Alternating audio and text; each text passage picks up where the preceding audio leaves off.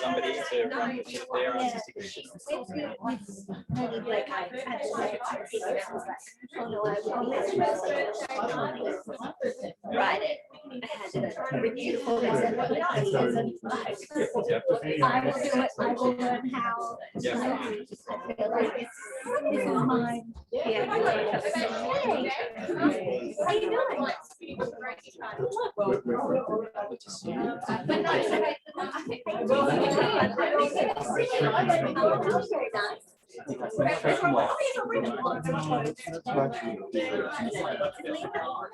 Out there with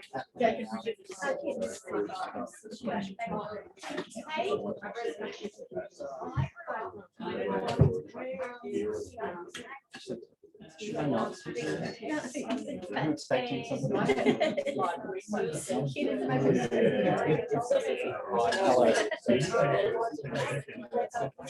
I love you.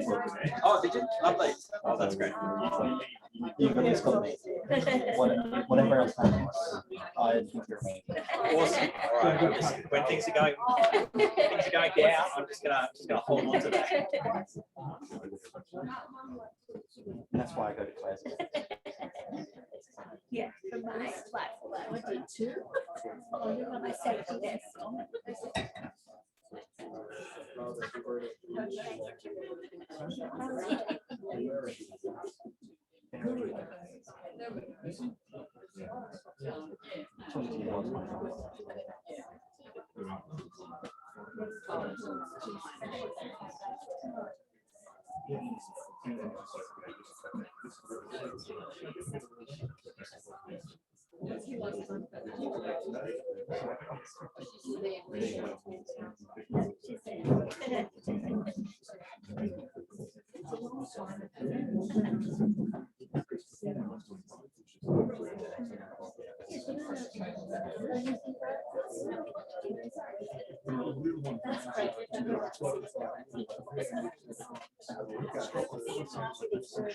Yep.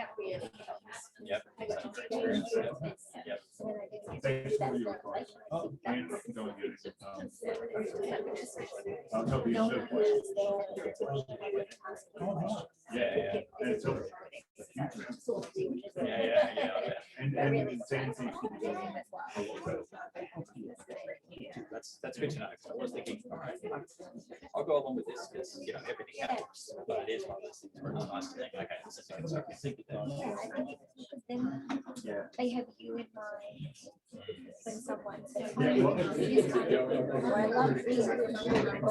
they have you in mind.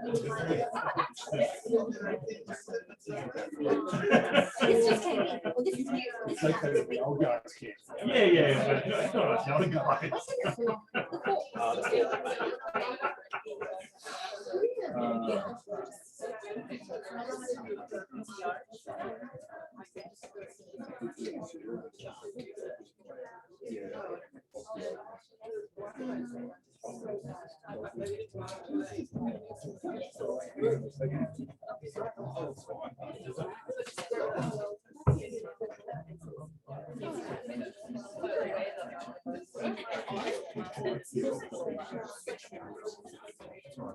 I have tested them, but should they be moving things backwards? Just unmove temporarily, and just might be the direction to speak to through there. Too much to speak, and sometimes like that's if that does happen, it's unbearable. Feel free to move off. Yeah, I would. 3, 4.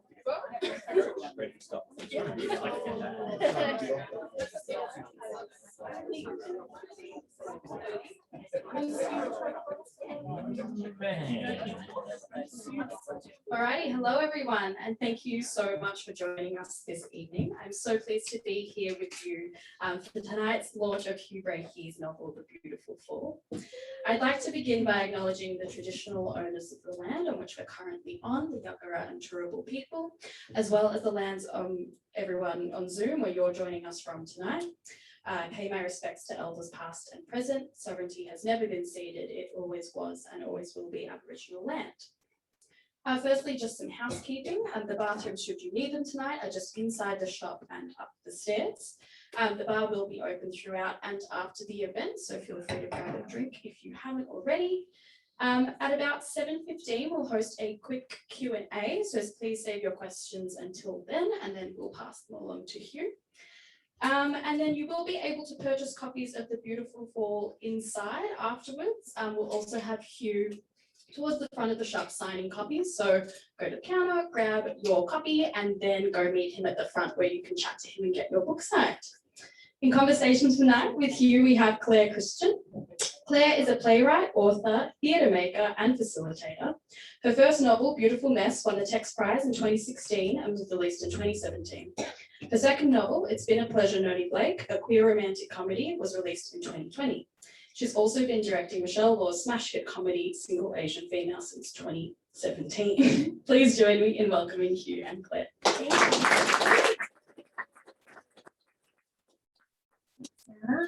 Hooray! Well, I have a clipboard, I have my dog-eared, Post-it note marked copy. I am ready to launch. Hugh, are you ready?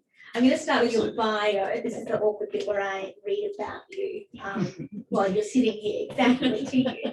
Hugh Breakey is an award-winning and widely published philosopher. He has previously worked as a kitchen hand, editor, airport construction worker, theatre director, ethics consultant, pinball repairer, disc jockey, tennis court builder, and university lecturer. Hugh lives in rural Australia with his 2 children and his wife, novelist and New York Times bestseller, Kylie Scott. Can we welcome and congratulate and celebrate Hugh before we kick off?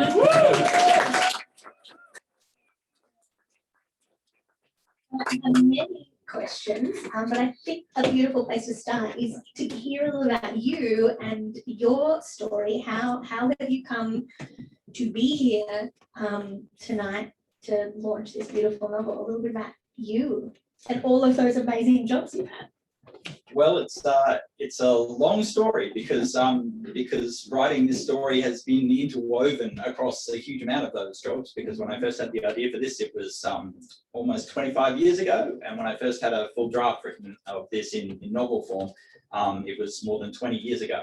So it's been a long time. My background was originally in stage acting and theatre, and then in directing and writing, and then I sort of moved more and more into a writing area, and then I started doing writing projects like this, where this was the first novel I ever attempted. But then I got distracted at the age of, excuse me, at the age of 27. My then girlfriend, subsequently wife, passed me a copy of the pop philosophy book, Sophie's World, and it was literally the first real work of philosophy I'd ever encountered. And that got me hooked, and then that started a whole new journey for me, and a grad dip and an honours and a PhD later. And since then I've worked as an ethicist, as a moral philosopher at Griffith University.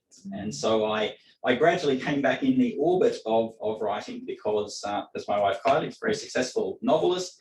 And she went on that journey to learn and grow and subsequently publish and subsequently be successful. And so I was able to trail along as one part of that journey and learning a little bit about how it worked as I went. And then eventually I was in a position where I was like, I think I've actually learned enough that I can go back to this now, and with all the knowledge and with all the craft that I have now that I never had all that time ago, to actually do justice to this crazy story. I love that. So around 1995 was this is when this seed of this idea began.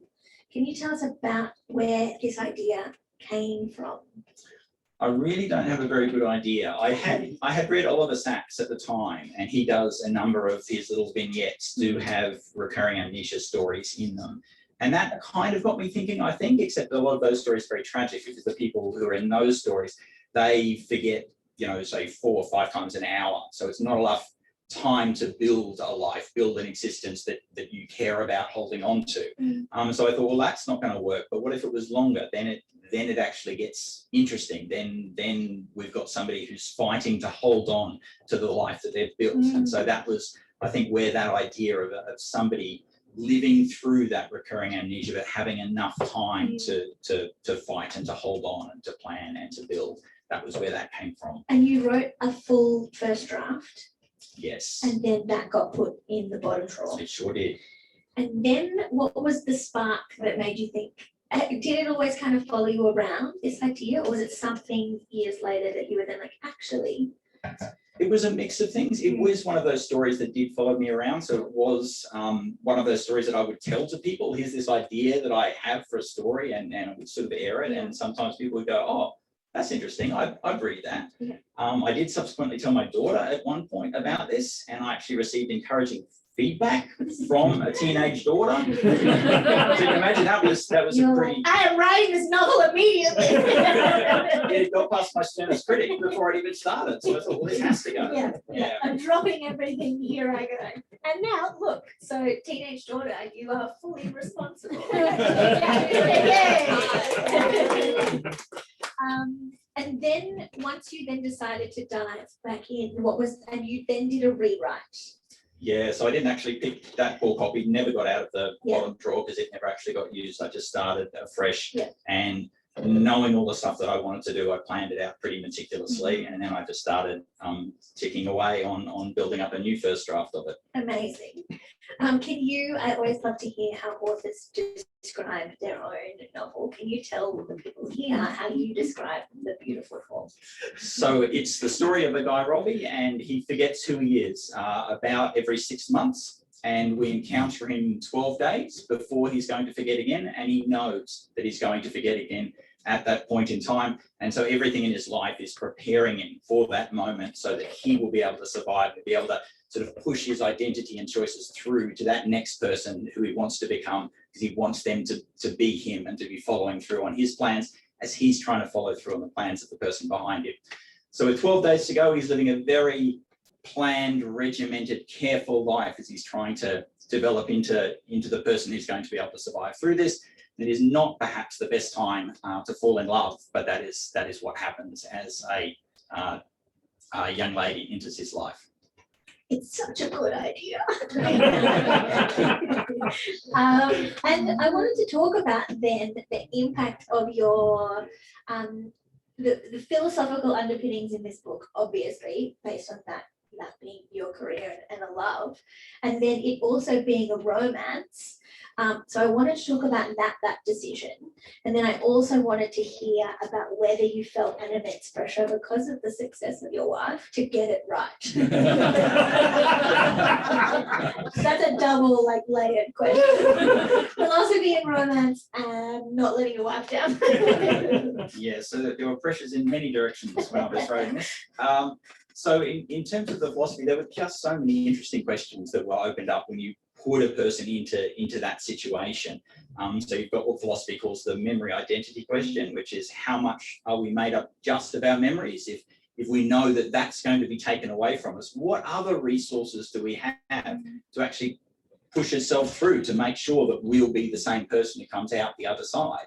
And once you start to think about it, and the character in the book is doing a lot of thinking about it, there are actually lots of things we do. There are lots of ways in which we change our instincts and our emotions and our physical bodies and our physical surroundings and all of those types of things in order to concretize the person that we are.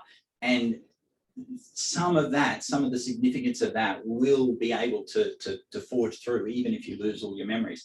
So there's a bunch of those sort of memory identity questions, but then there was also this really interesting work that's done on the philosophy of love by contemporary philosophers and classic philosophers, of course. And an interesting sort of current debate on that is there's people who say that, oh, love is about valuing. It's about this emotion that you have, and it's about this esteem you have for the other person, where you sort of rise them up onto a pedestal, but at the same time you see into them more deeply and more truly than other people are ever going to be able to see in them.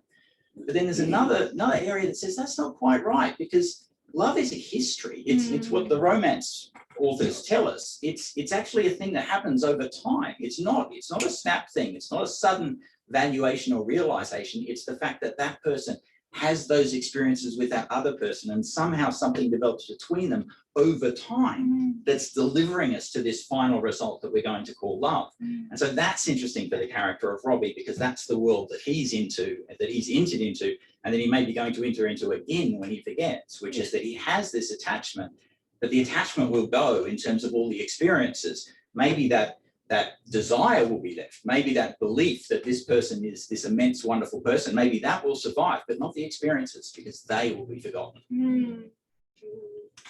And these are all these beautiful things we're going to talk about. I've got many quotes and many questions. I said to Hugh before, normally as I'm reading and knowing that I'm going to have a conversation like this, I'll be writing questions as I'm going.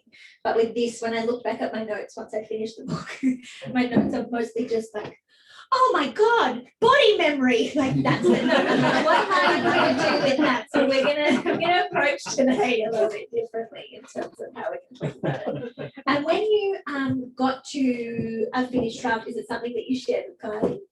Yeah, absolutely. He was one of the probably early readers of that finished draft. It went through a fair few sets of hands as people put red ink all over it, and I think at one stage it was about 150,000 words, and the published one is probably a nice tidy 65, 68. So there was a lot of red ink that was poured out over it, but it was it was just part of the journey, and it was one of those things where you're trying to layer in all of those extra things as time goes on as well. Yeah. So the first thing I want to talk about obviously is memory, as you mentioned before, because Robbie, we meet him, he's got 12 days before the forgetting, which is what he refers to is about to happen. Can we talk about memory? Can we talk about all of the kind of different, I mentioned it before, I'm going to read a little bit, a quote that I found, which I think is really beautiful. And I hadn't thought about it before. My social awkwardness followed from the forgetting. It stripped me of all knowledge of what was normal and expected. So how could I be doing better? My memory was still as empty as before. Maybe this was not about conscious memory after all, but something deeper, faster, snap judgments honed by practice until they became instinct. Not memory, but mental muscle developed over time, just like biceps and triceps, just like biceps and triceps. And I'd never thought about if our memory is taken away and we don't know how to interact, or all of our kind of experiencing our data of how we are in the world is taken away, how we then are in the world. I wonder if you could speak to memory and the power of memory and Robbie's kind of navigation of that. Yeah, so at the same time, we've got the significance of memory, because Robbie's not only losing all the information he has about who he is as a person, but he's also lost all the information about who everybody else is as a person. So he doesn't know what's special about him, even if he can sit in his own room and work out all of the parameters of his own existence and all of the things that he does that he knows he does. He still doesn't know what differentiates him as a person, because he doesn't know how the world works. He doesn't know how other people in the world works. And so he doesn't know what remains that's special about him or interesting or new about him as compared to anyone else. But at the same time as you've got that extraordinary loss of knowledge that sort of takes away our individuality, or even our knowledge about whether we're an individual or not, our knowledge about what makes us special.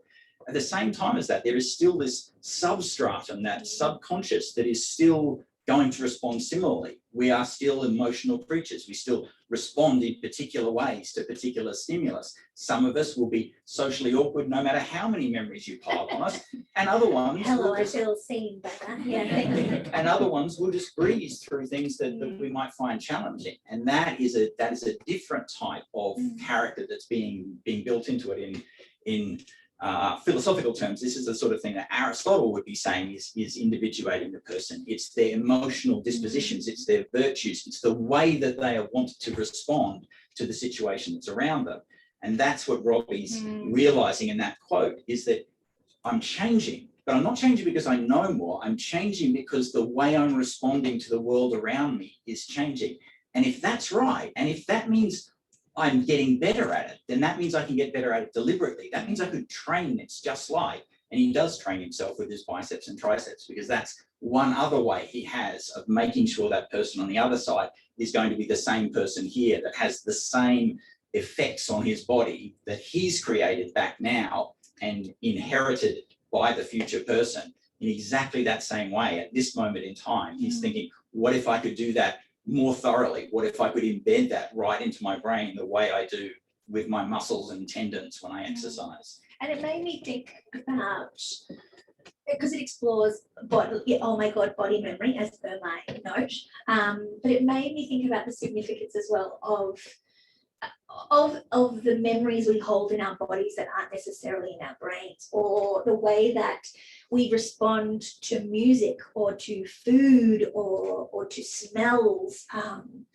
That I think when we think about memory, or we think about who we are and all of the data that we have taken in, Robbie has some really beautiful experiences with all of those, where those smells or hearing a piece of music is significant, even if he doesn't know why. His body has a response to those things. And I think that's such a beautiful kind of whole picture of memory.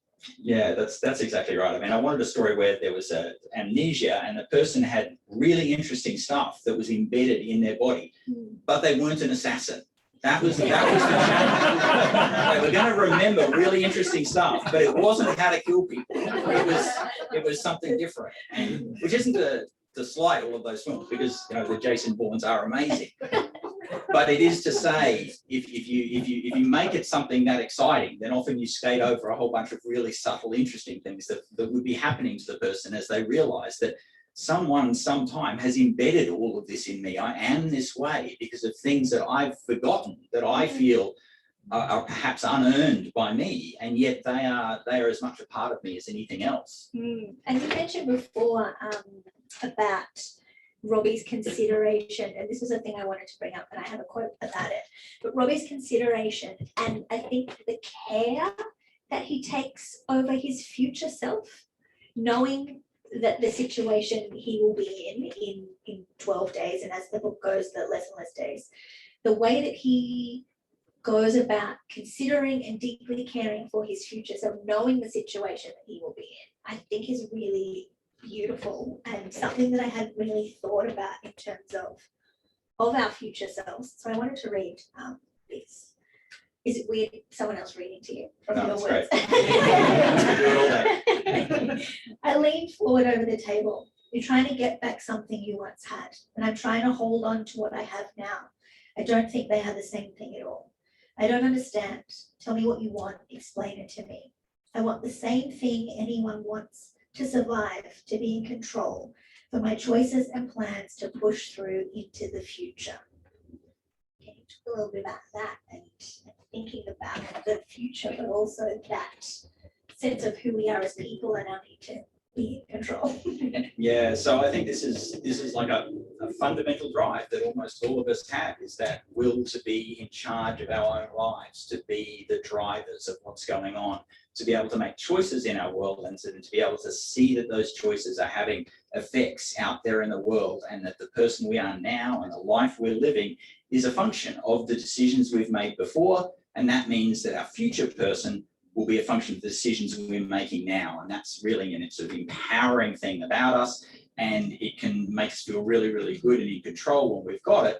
And a lot of the time we've got it without even thinking about it. We don't necessarily fight for it because it's something that, all going well, is just an ordinary sort of backdrop. It's just a part of our existence. But it's when something happens that then threatens that, where it no longer seems to be the case, that we actually have the control that we feel on a really deep way that we need to have, that suddenly you get these responses like Robbie, where it suddenly becomes part of his foreground. It's something he's going to have to fight for. The thing that all of us take completely for granted is something that is front and center of what he's going to need to do. And then on top of that, you've got the fact that because he's forgetting, and because he knows the future is going to be forgetting him as well, there is this sort of strange sense of altruism in what he's doing, where his investment in the future isn't exactly like mine, because the person, me here now, who's talking about what I'm going to do tomorrow, well, that's very much the same person. I'll be able to remember looking back and remember the things I decided to do today that have had an effect on tomorrow. But for Robbie, that's not the case. He's not sure that the person in the future will have any knowledge of him. And so in a sense, it does make him, his care for that future person is almost like his care for a different person. Yeah, and because he's piecing together based on what he has told himself. So the relationship he has with himself as well, is a navigation throughout the book too, because he only has to go by what the past version has told him in preparation for who he is now. Yeah, that's exactly right. Yeah. And so at the same time that he cares a huge amount about his future self, and he knows that his past self equally cared a lot about him, because it's like a different person, because the good things that they're trying to invest in you are like the attachment that you would feel and the care you might have for another person. At the same time, there's a slightly sinister aspect to it, where my control of my future life is something that I might be appreciative of and identify with at a later time. But for Robbie, that's not clear. If his past self is controlling him, or he's controlling his future self, will it be seen the same way? Or will it be seen as boxing me in and controlling me and manipulating my life rather than doing the best thing for me? I want to talk about history, because obviously without his memory, he loses his entire history. Well, not his entire history, but most of his history. And this is a great section that I wanted to kind of use to talk about that. I don't know how many times I made it to a week sober before having to reset the clock. Once I made it almost a year before falling off the wagon and starting all over again at day 0. Everything falls, everything is rebuilding. That's not my history quote, but we can talk about that one. My system is flawed. Well, let's talk about that one now. But I love that notion that everything for everyone is constantly rebuilding and constantly falling away, and the kind of the malleability of who we are as human beings, I think is so beautifully articulated through this idea that we are constantly changing and capable of changing. Yeah, can you speak to that? Everything falls, everything is rebuilding. Yeah, I wish I knew who it was, but there was a political theorist that I was sort of reading a while ago, and they were talking about the significance of maintenance and how maintenance is this really important part of our existence. And so much of what we do every day relies on the fact that systems are being maintained. And it struck me as incredibly odd, because we don't laud the people who maintain our existence. We laud the innovators and the people that come up with new stuff and the amazing new revolutions that we have. We don't pay respect to the people that are just making sure that everything that's come before, that we're holding on to the good stuff about that we're making sure that the system is up and running. And I think that was the sort of thing I'm getting at there, where the reality is that the change is always happening, that the world is always falling down around us, and anything good that we have now is there not merely because someone wonderful once thought, hey, things could be this way, and enough people went, yeah, they could, but because over time, people were committed to keeping it that way, to rebuilding it every time it fell down. And obviously with Robbie and the way his existence is, that's something he's perpetually doing, that battle to maintain, that battle to keep on just fixing up everything as it's constantly falling down is what his life is. But I think in a deep way, it's what a lot of our lives are, is just being committed to that task of acknowledging that everything will fall and acknowledging that it's our role to just keep on rebuilding, and that's what life is. Yeah, that it's hard and it's messy and we are impacted by things constantly, and that what a gift that we do get to rebuild.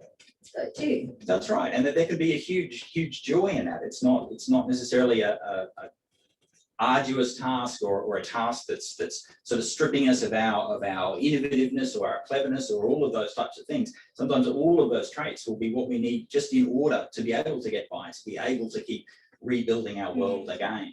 And I think that's the journey that sort of Robbie is going on, in being able to understand that the rebuilding is a huge part of what he does, but at the same time, it can be a glorious thing and a wonderful thing at the same time as it is nevertheless the task that he's confronted with. Okay, now let's go back to my history quote. Here we go. Are you with me? Okay, this is my thought, thinking about our history. Sometimes I think you don't realize how lucky you are not to be haunted by history. The rest of us are slaves to it. So this is someone obviously speaking to Robbie. That I'm going to read it again. Sometimes I think you don't realize how lucky you are not to be haunted by history. The rest of us are slaves to it.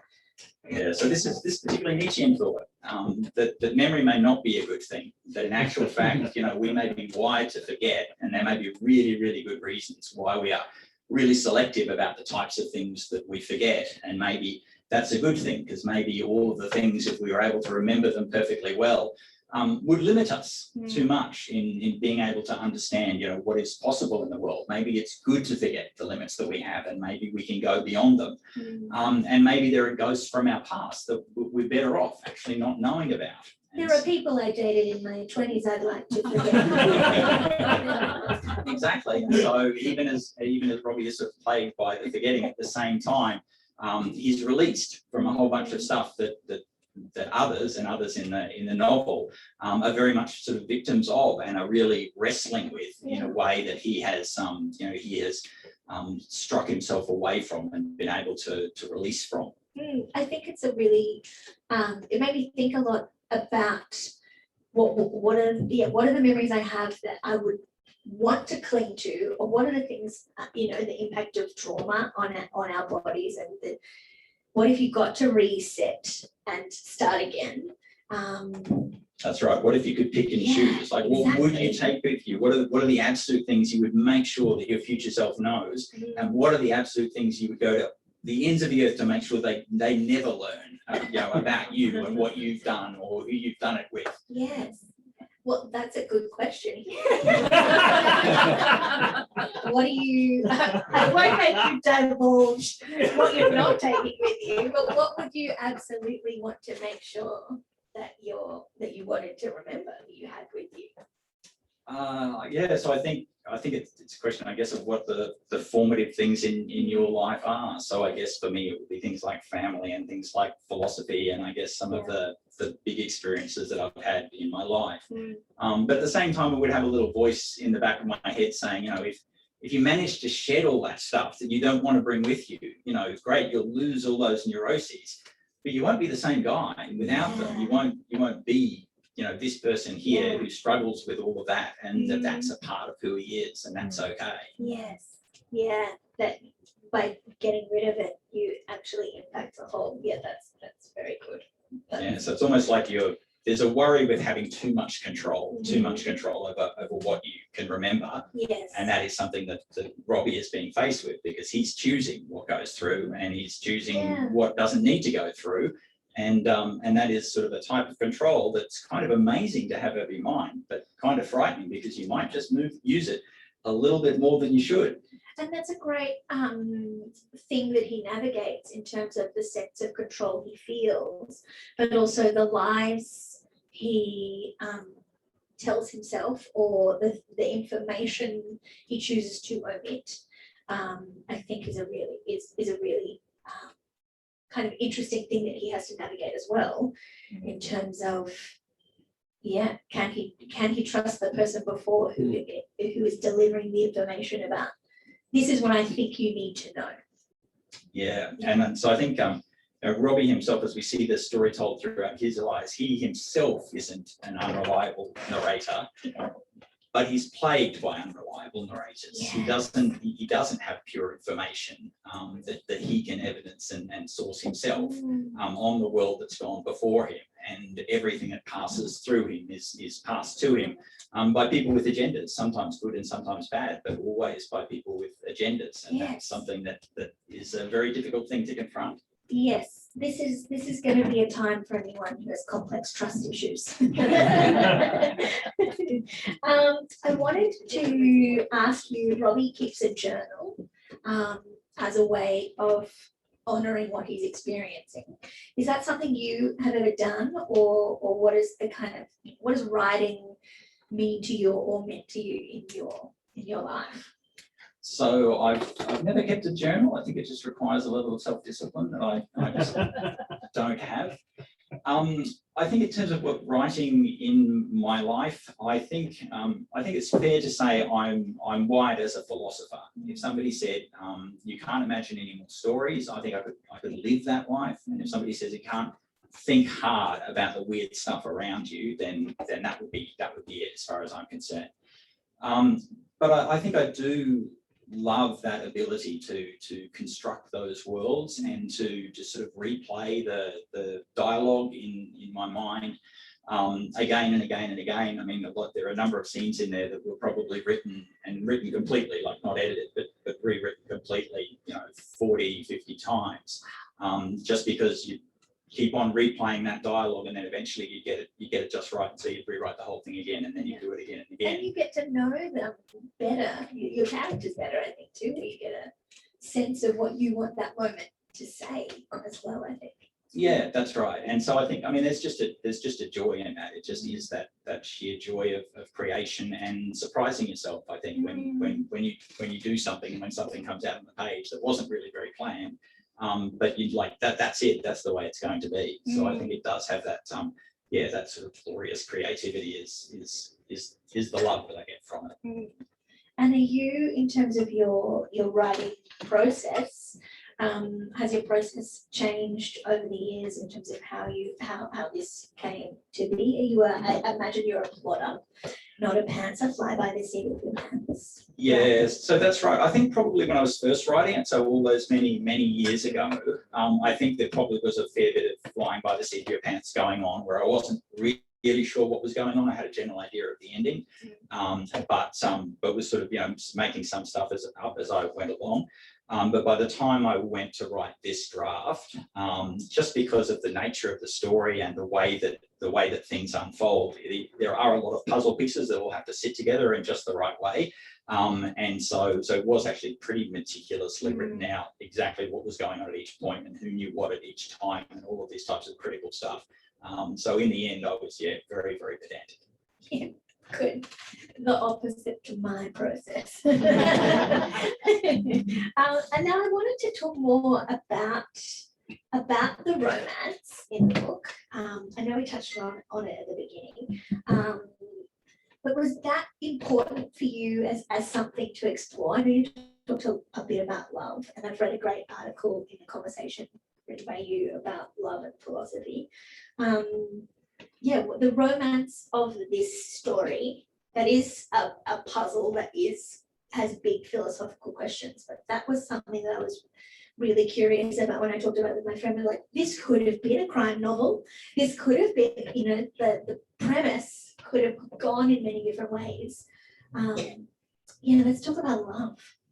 Yeah, so it was always a love story from the very beginning, because the idea was you take somebody whose autonomy, that ability to remain who they are and to be holding regency over their choices in their life, you put them in a situation where that is most in play for them, but then you give them the sort of the ultimate lure of autonomy may not be everything that you think it is. Because here's this other thing, here's this idea of love, and love is whatever else it is. And maybe it enhances our autonomy in some ways, but no doubt when we fall in love, we start ceding our autonomy to another person. We start giving up that control that we have over big decisions and small decisions in our life.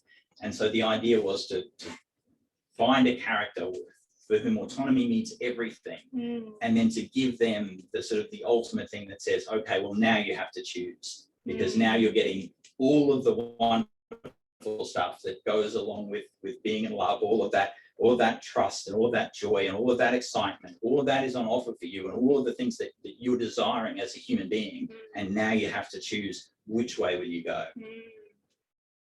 Yeah. I know. Yeah. Yes, and that's in there. Can we talk as well about, and I don't think this is a spoiler, but can we talk about the writing of good sex, please? There is sex in the book, and I hope it is good sex. It is good sex writing anyway. It is. I can assure you all. Yes, it is. And so that's tough. I suffered with it, as I'm sure most everybody does. But having read lots and lots of Kylie's books, my wife over time, who writes an awful lot of these. I mean, sometimes when I'm reading her work, I sort of get enrolled as an editor, and sometimes I'll just be reading along, and I'll just be a sort of insert blowjob here, and the story will just continue on. But at the same time, sometimes it's not done parenthetically, and it's actually there. And so for a while I just had to get over my, I don't know, is it an innate male awkwardness about reading this stuff, and then eventually I started to sort of understand and work out how it did. And I think, and if it hadn't been for that experience, I just would have closed the doors gently at those moments. I've had funny conversations with a couple. I was on a panel at Prison Rise and we were talking about writing, and I think that's why it was in my mind when reading this, about authors shying away from or being open to writing it. And that was the experience of one of the authors of being like, she had written to the moment of, and then that we closed the door, and her editor said, well, wait, I want to know what happens. Please write that scene. And so she wrote that scene, and her editor came back and said, we don't need to know what happens. And then we share an editor, an amazing manuscript, and she told me a very similar story of having a male author. She said, I need to know what happens after this dinner, and that's exactly the same moment she talked about. She's like, okay, no, I don't need to know. We can just go from dinner to breakfast. So I was impressed, and I'll let you all. Also, when I'm talking about this, I'm going to read 2 sections. I'm sorry to your kids. So you can all agree that this is a very good sex writing. Her mouth met mine, and she tasted of heat and fire, and there was no surprise in any of it. The deepest parts of my soul knew this was how kisses should taste. Stop it. And this one, I watched her throughout it all. Something had changed as my limbs hummed, my gaze wandered over her body. It felt like looking at the sun in eclipse, the beauty unencumbered by the dazzle. How could the possibility of all this happiness lie within a single person? Oh. And he was questioning whether it was good or not. Stop it. But they were, but I mean, the reason that I wanted to do it as well was that things are changing. I mean, things are happening throughout that scene because of where Robbie is out in his world, in his journey, and his encounter with Julie. So things are changing for him as a human being, as well as there just being sort of this great experience. Yeah, and the time pressure. He is under. We meet him 12 days before the forgetting, so he is under immense time pressure, and then this added experience on top of that. I think, do we have questions? Does anyone have any questions here? Yeah, should we go to questions? Does anyone in the audience have a question? I do. I haven't read this story yet. But as an author, did you decide that Robbie needed to actually decide to put himself into a completely different environment so that he could feel completely new experiences from within that new environment, so that his body memory was not in action? Yeah, so there's some layers to that question, and there are some spoiler things that I can't say. Okay. But it certainly is true that Robbie is at various times thrusting himself into a new environment, precisely because he wants to learn from it, and he wants to see if his future self can bequeath those changes and that experience to who he is. So yeah, the short answer is yes, that's one of the things he's trying to do, that is aiming to fulfill what he wants as a person, which is to change what's going on inside him in a way that will preserve and push through to the next version of him.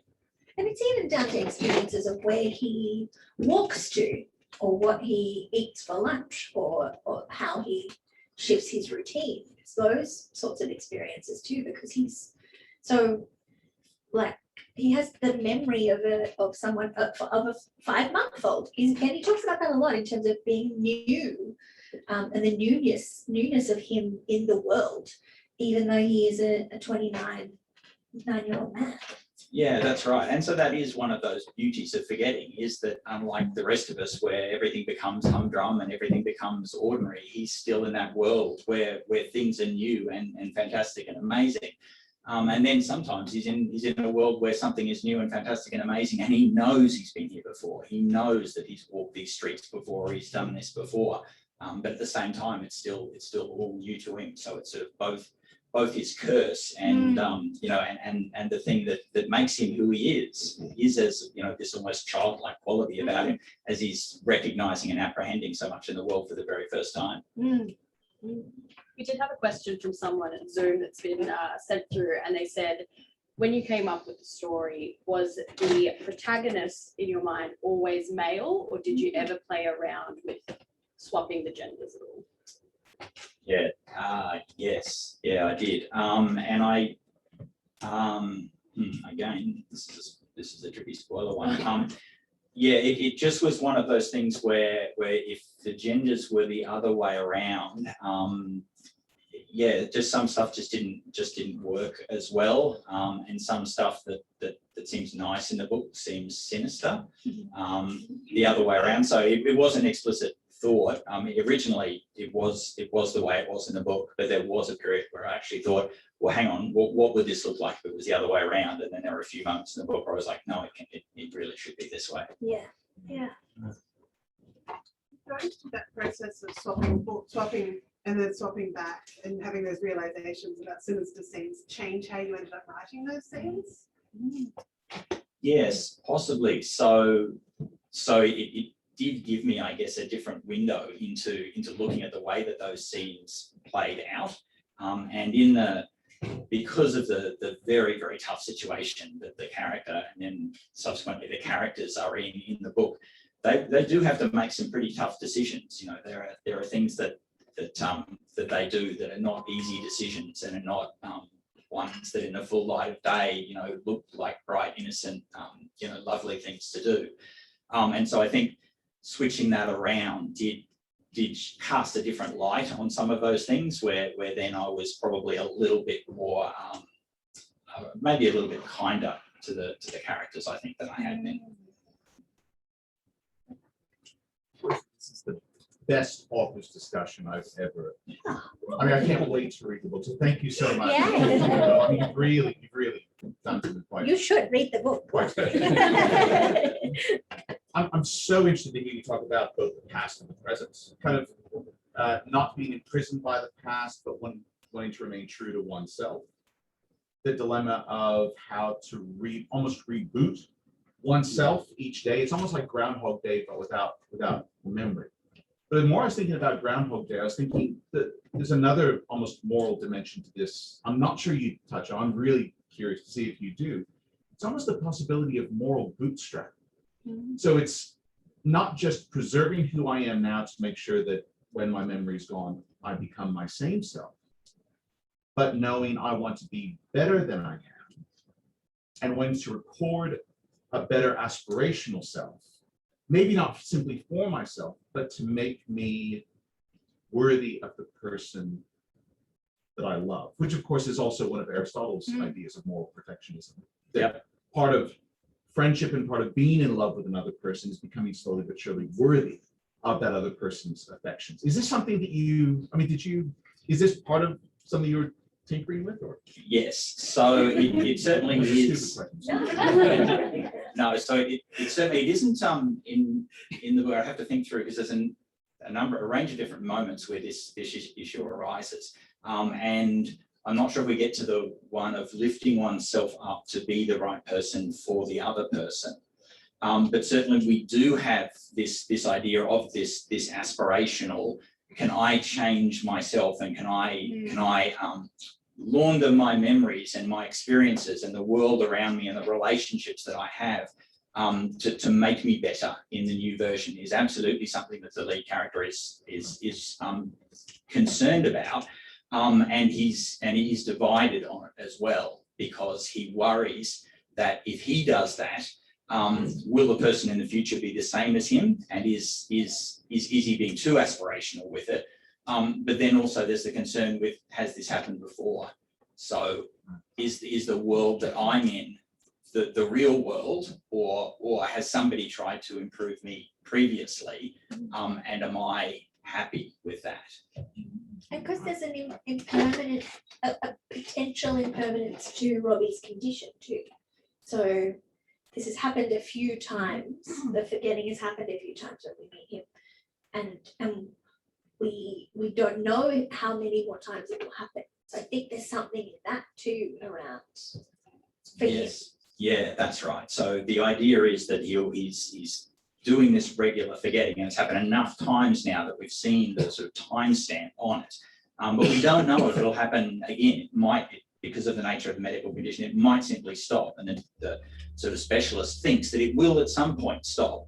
But we don't know if it'll stop this time, it will stop next time. And so, of course, at some point, that aspirational desire to make himself better might suddenly convert into that's the way he is for them forever, because it's never going to happen again.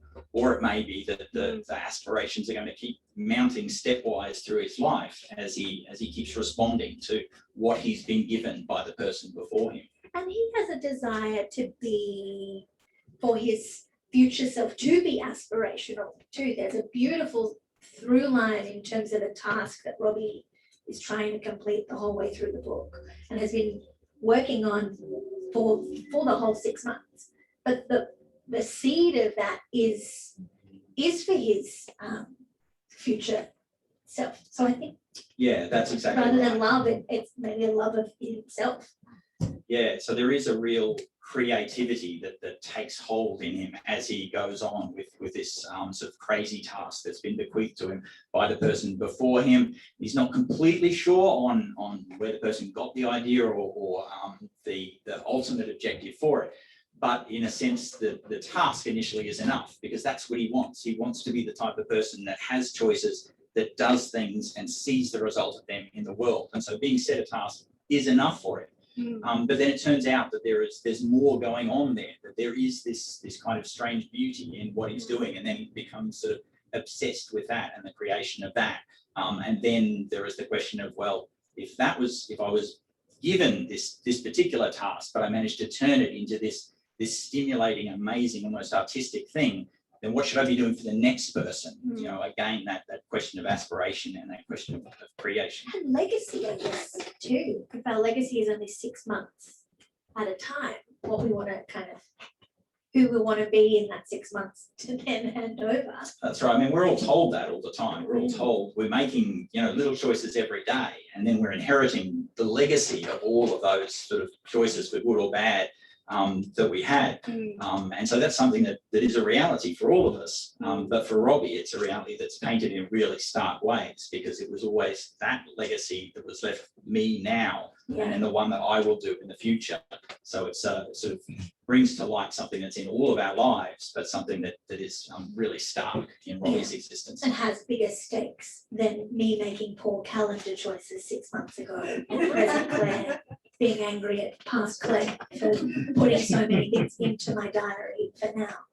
Yeah. On that question of your answer, I had another question, not just given his lack of memory and people relating to him, but the different versions of himself and the tasks he sets for future versions of himself who don't know about it. Did you have to tread around, like, there's just some really interesting questions about consent, about the ability to refuse tasks he'd set himself, about setting a new version of himself into relationships that a past version established. Yeah, absolutely. Because there isn't that intimate connection, that intrinsic connection between the two of them.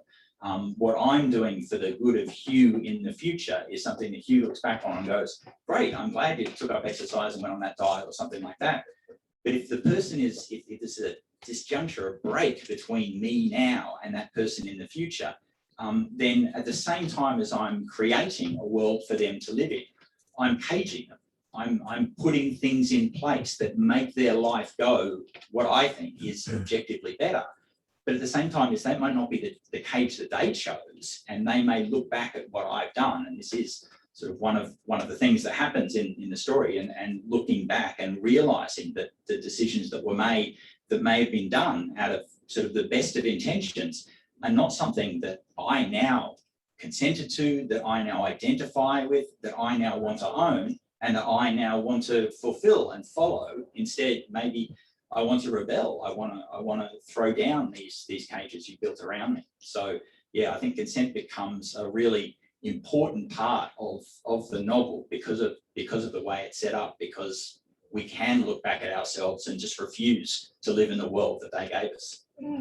And trust, I think, is really beautifully handled, because whoever Robbie chooses to trust before the forgetting, he doesn't know what they're going to say or what they're going to do or what they're going to offer him in the future. Like the stakes are high for any relationship he enters into.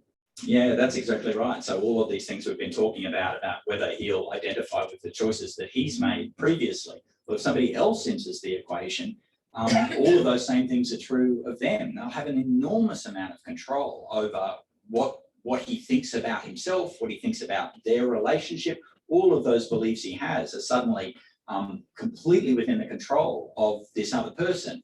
And they may have the best of intentions, but that doesn't necessarily mean they'll be truthful. That might mean that they want to improve him. They might mean they want to make him better. That might mean they want to fix his neuroses and the problems that he has.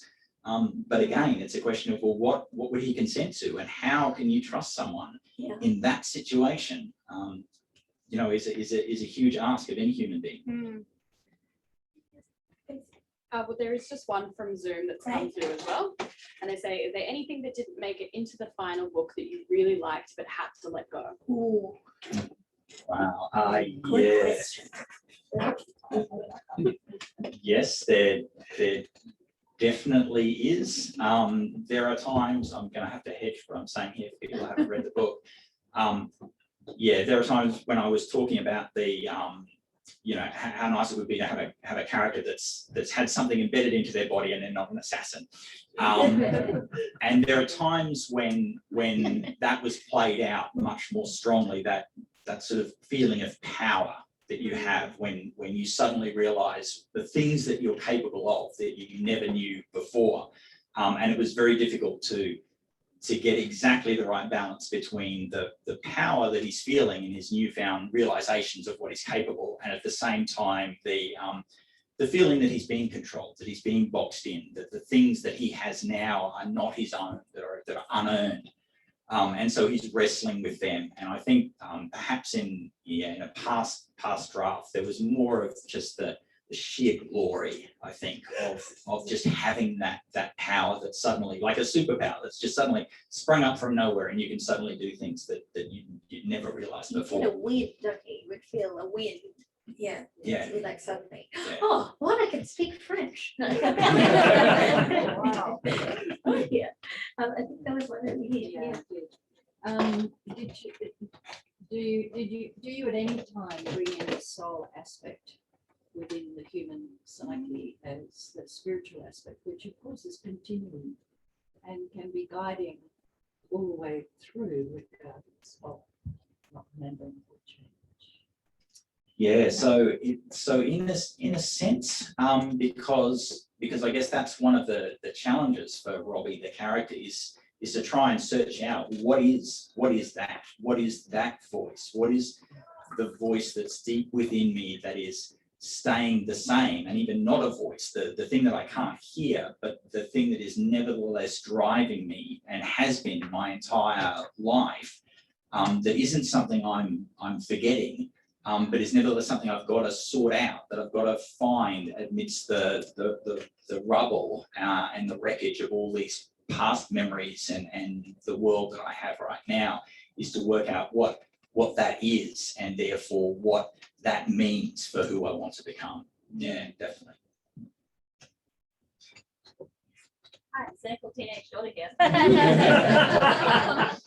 obviously when you originally started writing, you were playing with a 29-year-old male who was extraordinarily relatable to who you were as a person. But then, revisiting that, revisiting that 20 years later after obviously one of the best things to ever have occurred. What, did you have any changes to what Robbie's priorities or virtues or philosophies would have been? That is a good question. Don't give over too much ammunition. How did you write a 29-year-old when you're so far away from that? Is that the right question? Yeah. So definitely there would have been some things I think about relationships and about life, and probably that sense of everything falling and the mission being to perpetually be rebuilding, and yet to be loving that and to be committed to that is probably something that I got more of as I got older, and so I think that's probably something that I sort of put more into the book as I was looking back at what I'd been thinking earlier. I don't know if, I'd never felt like there was a big gap between me and the person that I was writing. Maybe I erroneously feel like I'm still about that age, really. But also maybe it was that I'd worn tracks in this story for so long that maybe it had stayed even as I had changed, and so it was easy for me to sort of fall back into thinking about all of the desires and the confused thoughts and all of the types of things that I had when I was that age, and then that Robbie has in the book. One more question. Do you want to answer? Yes. There are lots of great philosophers who have tried to write fiction and have not done a very good job at it. Iris Murdoch was a fabulous philosopher, a very spotty fiction writer. You must have had warning signs, flags. Don't be too preachy, don't be too didactic, don't have a point, but don't be pointless either. Was there something you told yourself all the way through? Yeah, I think so. I didn't want it to be didactic. I did want it to be something where the reader can sort of make up their own mind as they're going along. I don't know if I was too concerned with that. I mean, one lovely review said, "This is a great light read," and I was. So maybe I'll have been way too successful at subverting all of the interesting philosophy stuff within the story. But certainly it was a worry. I didn't really want to preach. There were a bunch of really interesting things that I wanted to create a story around, and I hope that the reader will find those things interesting without thinking that they need to subscribe to my particular philosophy. I can assure you, I think one of the most exciting things about it is the conversations that it will spark. I think this is going to be such a good book club book because I think people will want to talk about it and talk about it, how it made them feel or it made them think. Hugh, I think you've got some things that you want to share or say before we finish up. Could I just give some thanks to everyone before this finishes? Main thanks obviously go to my family who've supported me throughout all of this. So thank you so much to my mum and my dad and Kylie and my kids for being with me on every step of this very, very long journey. Thank you to all of the editors that I had, and there was a bunch of people who all looked over this script, from Mandy Brett, Diane Blacklock, Kath Fitz-Hywell, my wife Kylie, who all went over this book and improved it immensely. And thanks to everyone at Text for picking this up, for Jane for organising this, and for Abbott for putting it on. Thank you so much to everybody that's made this come a reality, because it's just been so much fun. Beautiful.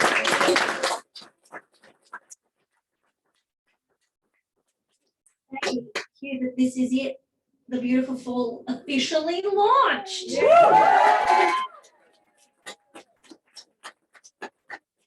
Thank you so much, everyone, for joining us tonight and also via Zoom. Our Zoom host will send through the link where you can purchase the beautiful fall. And for everyone here, there will be copies up at the counter, and we will have Hugh at the front as well to sign your copy. Thank you again. Thank you.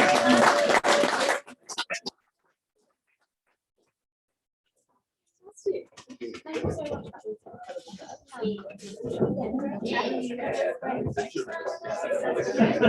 Now we can get you a drink at the signing table. Yeah. Right back.